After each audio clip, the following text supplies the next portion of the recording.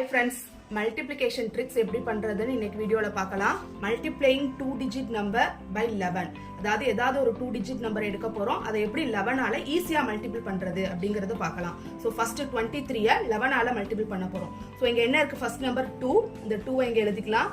தென் அதே மாதிரி இங்க செகண்ட் நம்பர் 3, அந்த 3ங்கறத லாஸ்டா எழுத போறோம். தென் நெக்ஸ்ட் என்ன பண்ண போறோம் அப்படினா இத ரெண்டையும் ஆட் பண்ணனும்.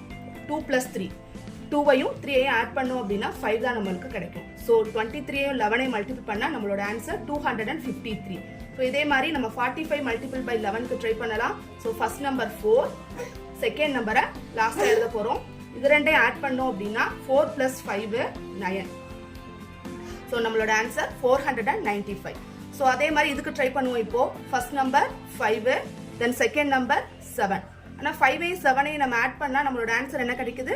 12. இப்போ 2 டிஜிட் நம்பர் வந்திருக்கு. இப்போ 2 டிஜிட் நம்பர் வந்துச்சு என்ன பண்ணணும் அப்படின்னா இந்த ரெண்டையும் ஆட் பண்ணிக்கிற வேண்டியதான்.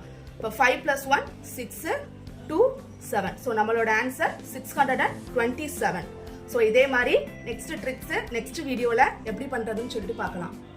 தேங்க்ஸ் ஃபார் வாட்சிங்.